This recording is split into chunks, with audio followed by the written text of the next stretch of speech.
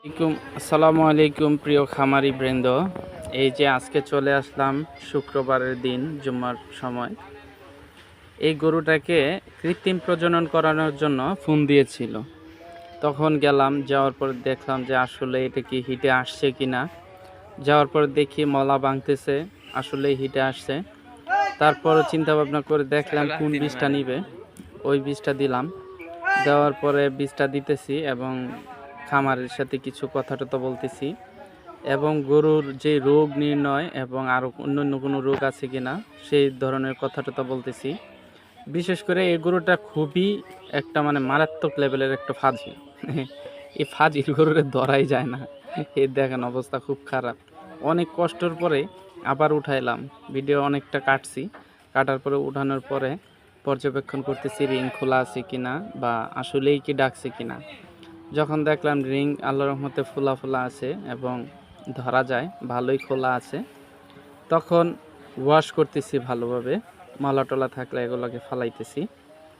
ফালানোর পরে খামারের সাথে কথাবার্তা বললাম এবং যাই বলে যে তাদের পছন্দর যে বীজটা আছে ওই বীজটা দেওয়ানোর চেষ্টা করতেছি, যেটা খাটবে। খামারি তো চায় একদম আকাশ ছোঁয়া বীজ দিতে, ওই বীজ তো আসলে দেই না, যেটা পারফেক্ট এটাই দিলাম।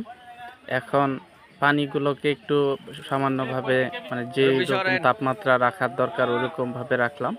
রাখানোর পরে সিমেন্ট গানের সাথে অ্যাটাচ করলাম। অ্যাটাচ করার পরে এখন আমি যাব এআই গান পুশ করার জন্য। হ্যাঁ, তা আবার বললাম যে ধরতে, তো তারা খুব শক্তভাবে ধরছে। আমার বাম পাশে যে ছেলেটা ছিল তাকে একবার ফালাই দিছে। ফালাই দেওয়ার পরে লাথি মাতি খাইছে, এরপরও কষ্ট করে অনেক ধরলো। ধরার পরে এই যে এআই গান ঢুকালাম। ঢুকানোর পরে এখন বীজ পুশ করব। পুশ করার পরে খামারি তো ভয়ে গরুর কাছে যায় না, তা না যাওয়ার কারণে এই যে পুশ করতেছি। পুশ করার পর এখন ছাড়বো। তো দেখা গেল দীর্ঘমেয়াদী কথা বলতে বলতে বলতে বলতে গরু যখন হয় না, এই চিপার মাঝে গিয়া এটা গিয়া দাঁড়াইছে। ভালো জায়গার মধ্যে সে, পরিষ্কার জায়গার মধ্যে সে দাঁড়ায় নাই। অনেক কষ্ট করে এই জায়গাটার মধ্যে নিয়ে স্থির করে রাখতে পারে। তখন আমি বীজ পুশ করে দিলাম। পুশ করে দেওয়ার পরে বললাম যে এখানে একটা থাপ্পড় দিতে। এই যে এখানে একটা এখন থাপ্পড় দিবে।